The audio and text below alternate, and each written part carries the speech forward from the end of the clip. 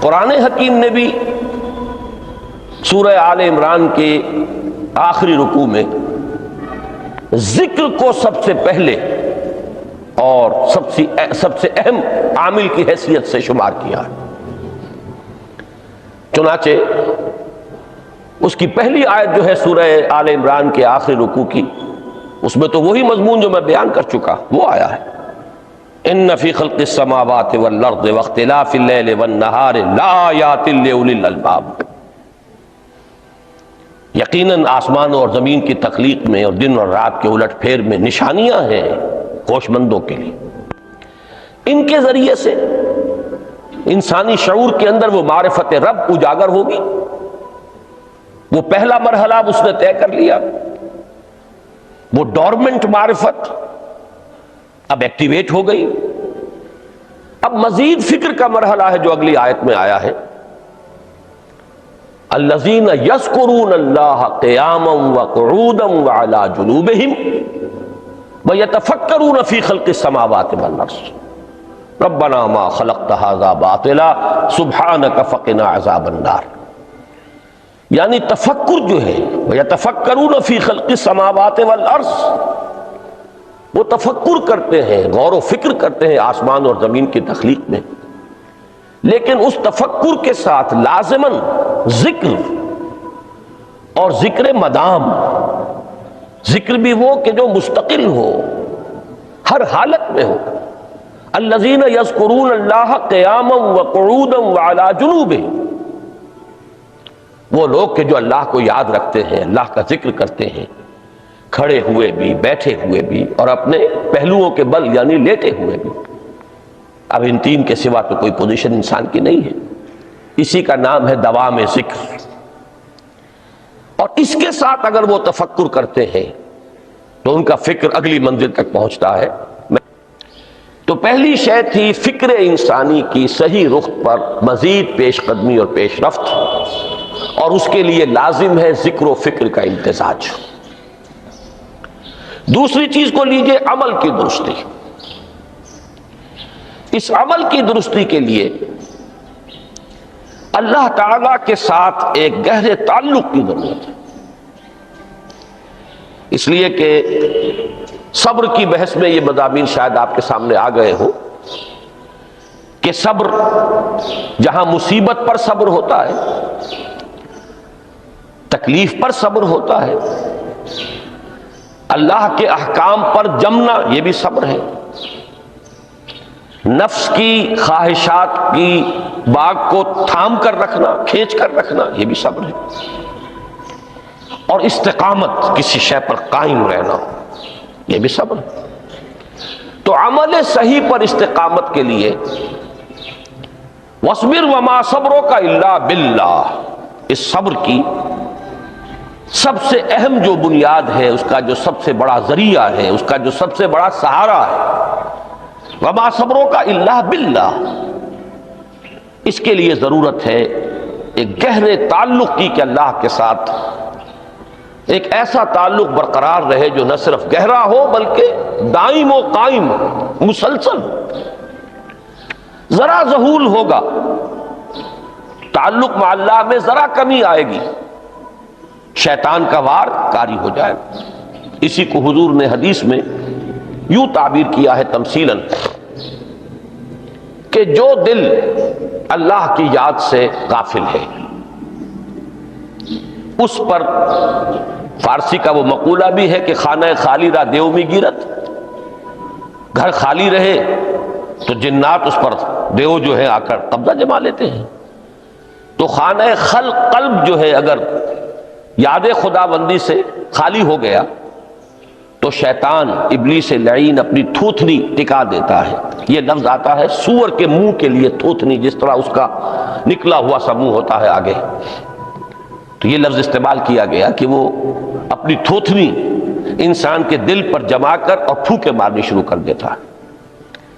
تو شیطان کو موقع ہی تب ملتا ہے جب انسان کے تعلق مع اللہ کے اندر کمی ہو، وہ خانہ بالکل خالی ہو گیا ہو یا اتنا ضعیف ہو گیا ہو کہ کل عدم ہو جائے، گویا کہ نہیں۔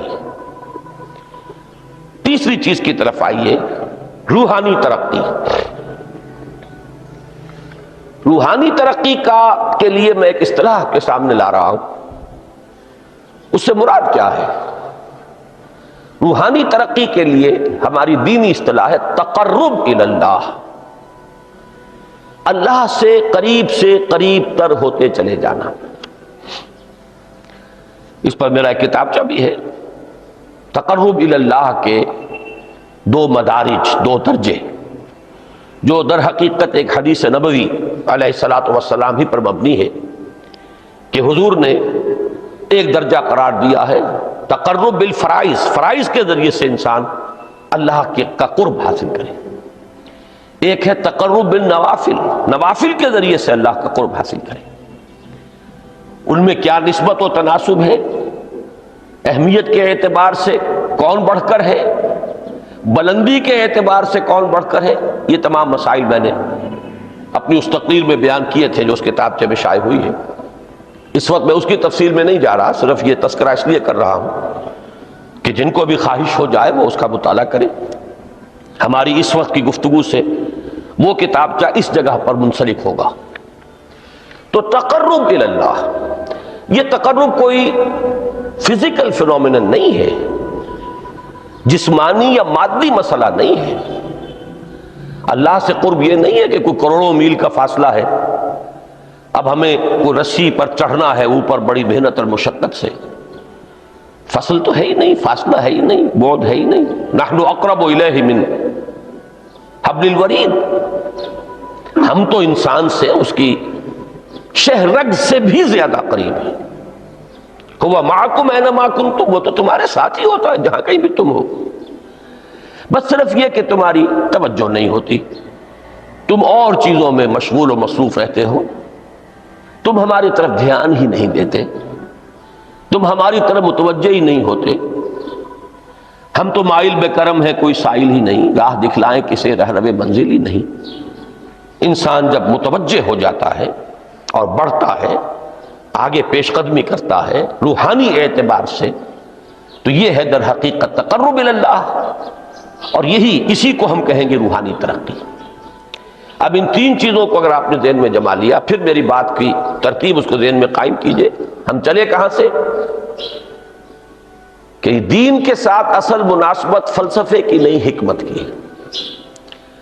نمبر 2، حکمت قرآنی کا پہلا اور اہم ترین اور بنیادی مسئلہ معرفت رب کا حصول ہے. اس کا نتیجہ شکر خدا بندی ہے. اس کا ذریعہ آیات آفاقی، آیات انفسی، اور سب سے بڑھ کر آیات قرآنیہ ہیں جو الذکر ہے، جو تذکرہ ہے، جو ذکرہ ہے. لیکن اس پہلے مرحلے کو اگر کوئی انسان بفضل ہی تعالی، اللہ کے فضل و کرم سے طے کر لے، اب اس کے سامنے تین مسئلے. فکر کی مزید پیش رفت، مزید پیش قدمی صحیح رخ پر، اس کے لیے ذکر اور فکر دونوں کا امتزاج لازمی ہے. فقر قرآن اختلاط ذکر و فکر. الذین یذکرون اللہ قیاما وقعودا وعلی جنوبہم ویتفکرون فی خلق السماوات والارض. دوسری شے عمل کا درست رہنا، نہ افراط و تفریط ہو، عدم توازن ہو، نہ انسان نفس سے مغلوب ہو جائے، نہ انسان جذبات کی رو میں اندھا ہو جائے، نہ انسان ماحول سے مرعوب ہو کر متاثر ہو جائے. صحیح رخ پر اس کا عمل. نمبر 3، روحانی ترقی، جو اصل حاصل ہے، جو اصل مقصود ہے. نمبر 2 چیز کے لیے تعلق مع اللہ ضروری، نمبر 3 کے لیے تقرب الی اللہ ضروری. اب غور کیجئے، ان تینوں چیزوں کا بڑا گہرا تعلق ہے نماز کے ساتھ. ان تینوں کے لیے ستون کی حیثیت نماز کو ہے. لہذا ایمان کے بعد یا معرفت رب کے بعد حکمت دین کا اہم ترین مسئلہ نماز، صلاۃ. اس لیے کہ ایک طرف یہ انسان کو اللہ کے ساتھ ایک گہرے تعلق کا ذریعہ فراہم کرتی ہے. اپنے تمام مصروفیات میں سے ان مشغولیتوں میں جن میں گم ہونے کا خدشہ ہوتا ہے، نکلو۔ 24 گھنٹے کے معمولات میں سے کم 5 مرتبہ تو لازماً نکلو، اور اپنے آپ کو ذرا، اپنے حواس کو بھی، اپنی باطنی کیفیات کو بھی ذرا تازہ کرو۔ اگر کوئی گندگی، نجاست، کسی طرح کی ناپاکی کا کوئی معاملہ ہے، طہارت حاصل کرو۔ طہارت سے تمہارے اندر روح کو بھی بالیدگی ہوگی، تمہارے حواس بھی تازہ ہوں گے، تم گویا کہ بحیثیت کل تمہاری ہستی چاق و چوبند ہو جائے گی۔ وہ کسل، وہ سستیاں، وہ جو ایک کثافتیں ہوتی ہیں، ان سب سے نجات حاصل کرو، اور اب اپنے رب کے حضور میں کھڑے ہو جاؤ، اس کے ساتھ اپنا عہد بھی تازہ کرو، اس کی اہم صفات کو بھی اپنے ذہن میں پھر مستحضر کرو۔ یہی وجہ ہے، دیکھیے میں نے جو آیات آپ کو شروع میں سنائی تھی، سورہ لقمان کی 2 آیتیں، پہلی آیت میں اس کا ترجمہ کر چکا، دوسری آیت وَلَقَدْ وَإِذْ قَالَ لُقْمَانُ لِابْنِهِ وَهُوَ يَعِظُهُ يَا بُنَيَّ لَا تُشْرِكْ بِاللَّهِ إِنَّ الشِّرْكَ لَظُلْمٌ عَظِيمٌ۔ اس کے بعد درمیان میں کچھ مضمون آ کر پھر وہ آیہ مبارکہ آئی، یا بنی اقم الصلاۃ وامر بالمعروف وانہ عن المنکر واصبر علی ما اصابک۔ گویا کہ اہم ترین چیز، بنیادی ترین چیز، اللہ کو محض پہچان لینا کافی نہیں ہے، یاد رکھنا ضروری ہے۔ اللہ یاد رہے گا تو فکر صحیح آگے بڑھے گا، اللہ یاد رہے گا اور اس کے ساتھ ایک گہرا تعلق جو ہے برقرار رہے گا تو عمل درست رہے گا۔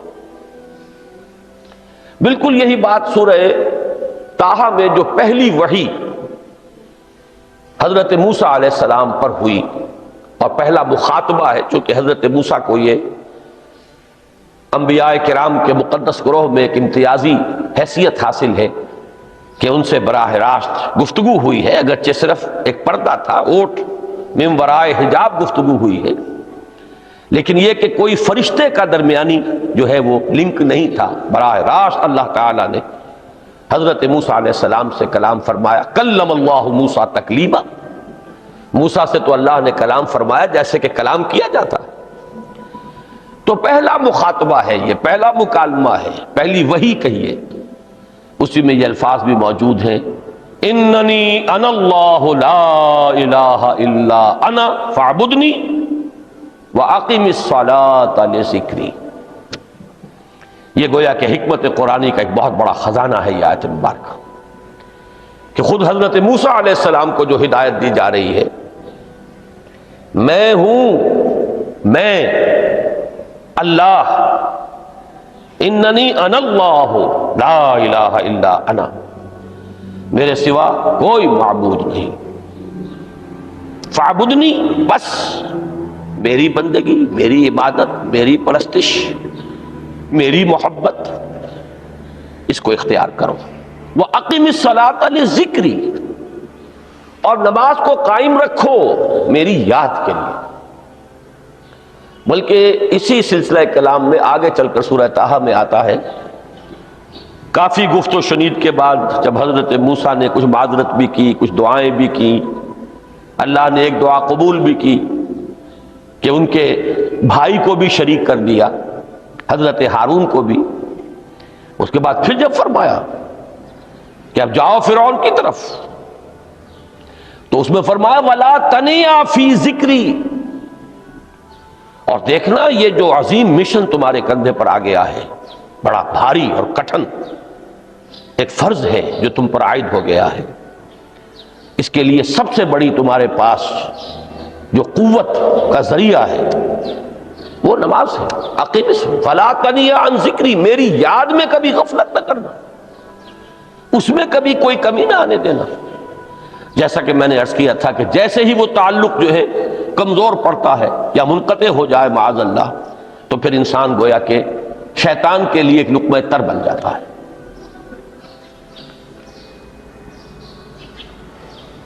اب آپ غور کیجئے، تیسری شے تقرب الی اللہ، اس کے حوالے سے بھی جو فرائض اور نوافل کی بات ہے اس کو اس وقت ذہن سے نکال کر یہ سمجھیے کہ اس میں نماز کا کیا مقام ہے، اس لیے کہ نماز فرض بھی ہے، نماز نفل بھی ہے، وہ تو ان دونوں میں شریک ہو جائے گی۔ اب اس کو لفظ صلاۃ کے حوالے سے آپ ان دونوں چیزوں کو سمجھیے۔ صاد لام واو یا یہ چونکہ حروف علت ایک دوسرے سے بدلتے رہتے ہیں، یہ جو مادہ ہے اس کی جو خالص لغوی اصل ہے، جو خالص عربی زبان میں اس کا بنیادی مفہوم ہے، وہ آگ جلانا یا آگ تاپنا یا آگ سینکنا، حرارت حاصل کرنا۔ لہذا بار بار آتا ہے جہنم کے ذکر میں، اسلوہا، اب جلو اس میں، تاپو اس کو، یہ سینکے گی تمہیں۔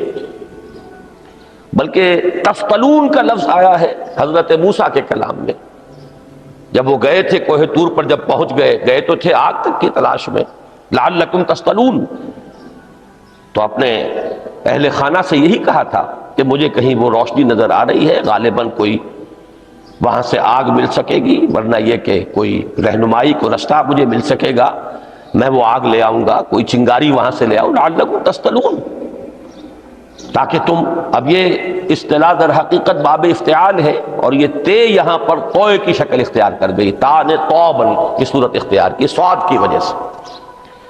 بہرحال اس کا سب سے بنیادی مفہوم جو ہے وہ ہے تاپنا، سکائی حاصل کرنا، حرارت۔ اس کے حوالے سے سمجھ لیجئے کہ سب سے بنیادی تعلق اس کا جو ہے وہ روح کے ساتھ ہے۔ روح میں محبت خداوندی کی آگ اگر ٹھنڈی پڑ گئی ہو، اگر محبت خداوندی کی حرارت میں کمی ہو رہی ہو، تو اس کو اثر نو، جس کو کہ میں آج سوچ رہا تھا تو ایک لفظ ذہن میں آیا کہ جیسے بیٹری اس کو ریچارج کیا جاتا ہے، اسی طریقے سے روح کے اندر محبت خداوندی کی اس حرارت کو اثر نو تازہ کرنا، یہ ہے در حقیقت نماز کا اصل مقصد۔ اس لیے کہ اس لفظ کا بنیادی مفہوم، اصل لغوی مفہوم تو یہ، اگرچہ اس کا سب سے زیادہ کثرت سے جو استعمال ہوتا ہے، اور لفظ صلاۃ جس سے در حقیقت جس تصور پر مبنی ہے وہ ہے اقدام، کسی کی طرف متوجہ ہونا اور پھر دعا۔ صلاۃ کا سب سے قریبی مفہوم لفظی جب بیان کیا جائے گا، اس سے مراد، اس کے معنی، تو دعا اس میں اہم ترین ہے۔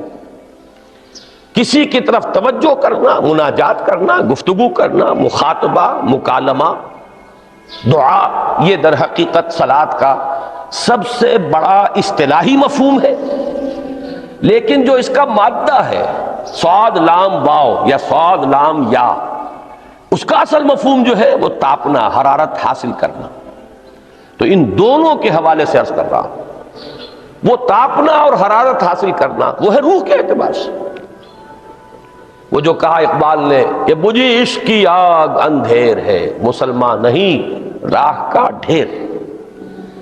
یہ عشق کی آگ جب بجھ جاتی ہے، در حقیقت یہی تو انسان کی روحانی موت ہے۔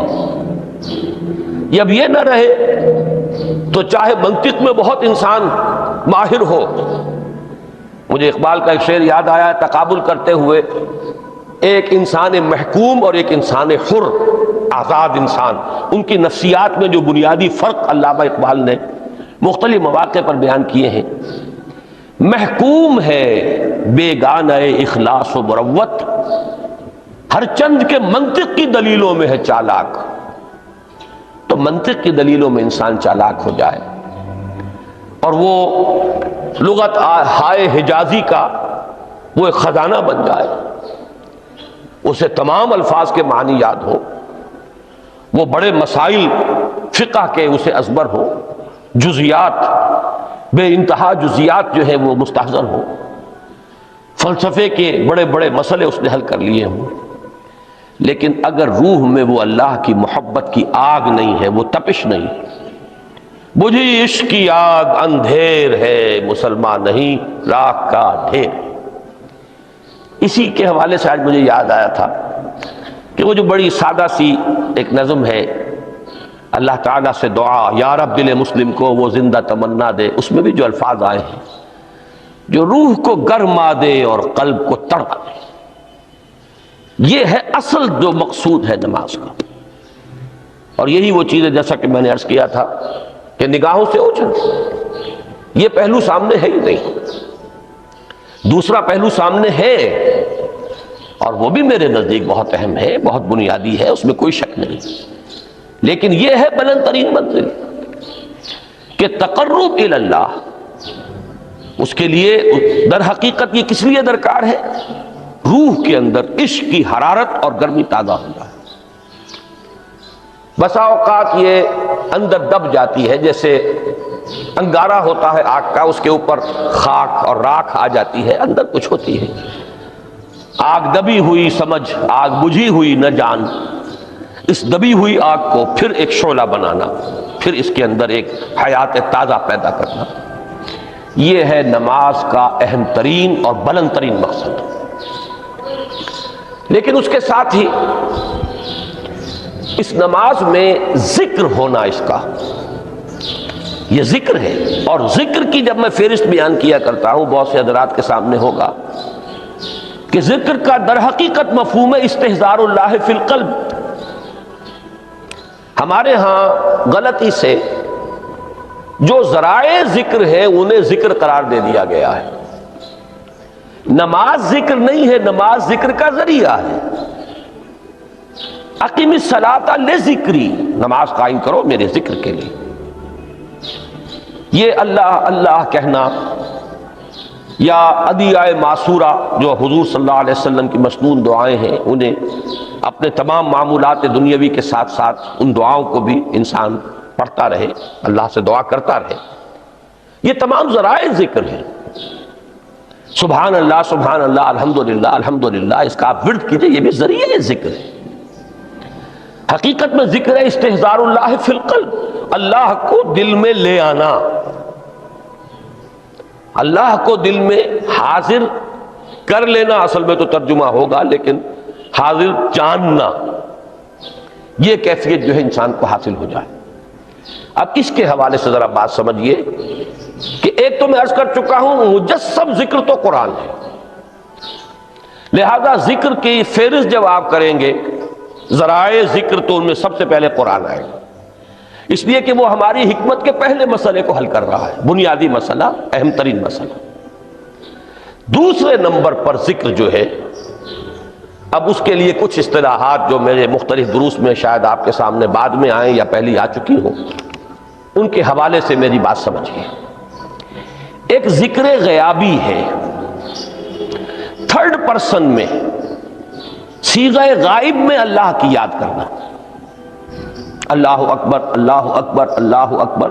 اب یہ اللہ اکبر جو ہے یہ جملہ اسمیہ خبریہ ہے، ایک حقیقت کی تکرار آپ کر رہے ہیں، اللہ سب سے بڑا ہے، اللہ سب سے بڑا ہے، سبحان اللہ سبحان اللہ سبحان اللہ۔ یہ در حقیقت ذکر غیابی ہے کہ آپ اس میں مخاطب نہیں ہے اللہ سے، ایک ذکر خطابی کہیں یا ذکر حضوری کہیں، جس میں مکالمہ ہوتا، جس میں گفتگو ہوتی ہے۔ تو نماز در حقیقت ذکر حضوری اور ذکر خطابی کی بلند ترین شکل ہے۔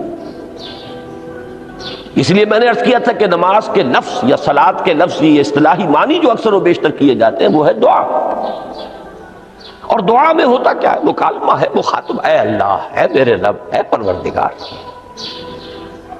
پھر یہ کہ اس میں اقدام اور کسی کی طرف متوجہ ہونا، یہی وجہ ہے کہ افتتاح صلاۃ، نماز کو شروع کرنے کے لیے ایک تو وہ الفاظ جو قرآن مجید میں آئے ہیں، انی وجہت وجہی للذی فطر السماوات والارض حنیفا وما انا من المشرکین، یہ ہے توجہ کا ارتکاز، بشرطے کہ یہ صرف الفاظ ہی نہ نکل رہے ہوں، واقعتاً یہ تعبیر ہو اس وقت کی انسان کی نفسیاتی کیفیت کی، کہ شعوری طور پر وہ فیصلہ کرتا ہے کہ اب میں منقطع ہو رہا ہوں، ہر چہار طرف سے اپنی توجہ کو ہٹا کر، ہر مسئلے سے اپنے آپ کو خالی و ذہن کر کے یعنی ظاہری اور باطنی دونوں اعتبار سے میں اپنی توجہ کا ارتکاز کر رہا ہوں اس ذات کی طرف جس نے آسمانوں اور زمین کو پیدا کیا، اور بالکل یکسو ہو کر رہا ہوں۔ انی وجہت وجہی للذی فطر السماوات والارض حنیفا وما انا من المشرکین۔ اور دوسری وہ جو دعا جس سے ہم افتتاح کرتے ہیں اپنی نماز کا، دیکھیں اس میں خطاب کا کس قدر اہتمام، وہاں سبحان اللہ نہیں ہے، سبحانک اللہم، پاک ہے تو اے رب ہمارے، وبحمدک وتبارک اسمک وتعالی جدک۔ اب آپ غور کر رہے ہیں، یہ ہے تخاطب، براہ راست مخاطب ہونا تم ہو رہی ہے۔ تو سب سے پہلی بات تو یہ ہوئی کہ ذکر کی ایک شکل ہے ذکر غیابی، دوسری ذکر حضوری، اور ذکر حضوری یا ذکر خطابی کی بلند ترین منزل، بلند ترین اس کا ذریعہ نماز۔ اس کو ایک پہلو سے اور سمجھ لیجئے، سورہ فاتحہ جب پھر ہم پڑھتے ہیں جسے الصلاۃ کہا گیا ہے، جو لب لباب ہے، خلاصہ ہے، اس میں پھر تدریجاً غیاب سے حضور کی طرف پیش قدمی ہوتی ہے۔ الحمدللہ رب العالمین الرحمن الرحیم مالک یوم الدین، یہ ذکر غیابی ہے، اس میں ابھی خطاب نہیں آیا، یہ وہی جملہ اسمیہ ہے۔ کل تعریف اس اللہ کے لیے ہے جو تمام جہانوں کا پروردگار ہے، مالک ہے، جو رحمان ہے، رحیم ہے، جزا و سزا کے دن کا مختار و مالک ہے۔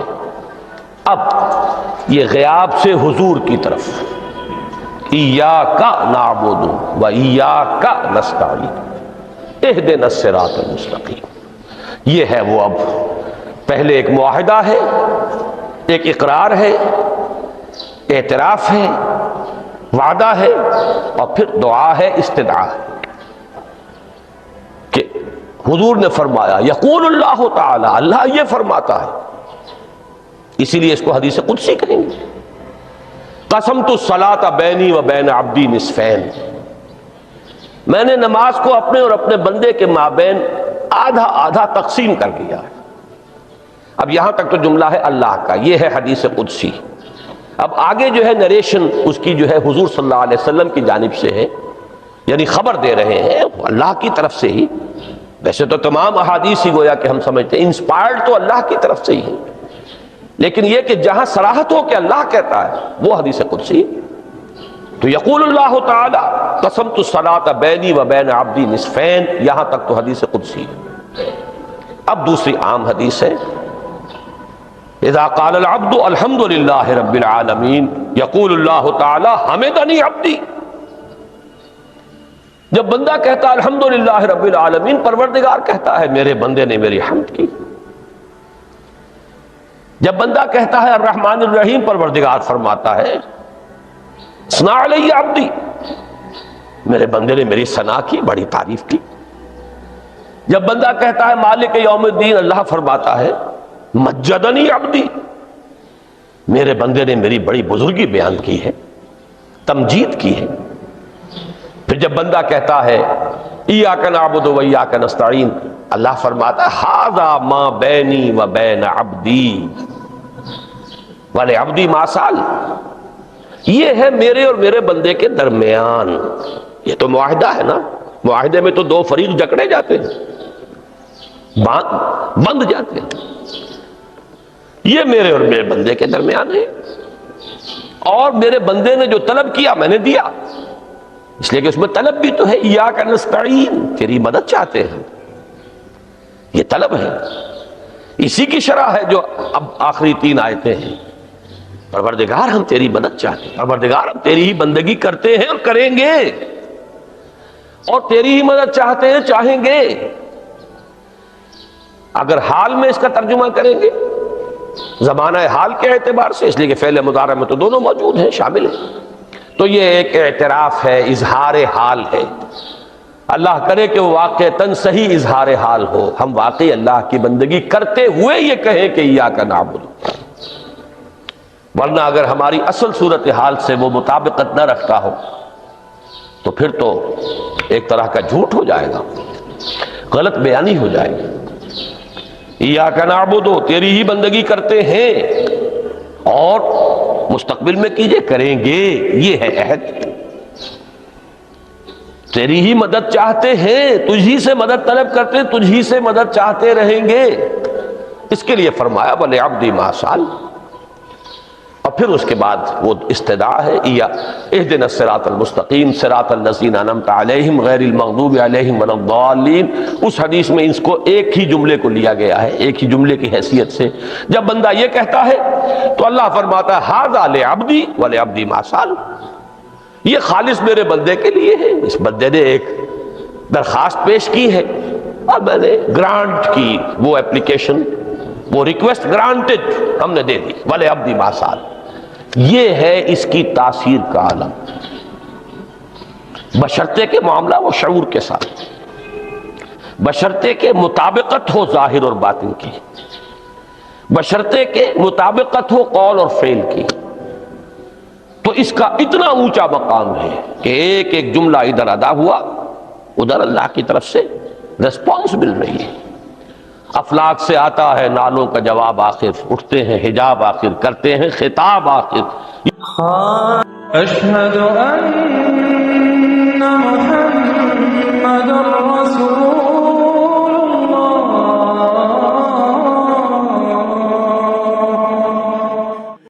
Like and subscribe for more videos.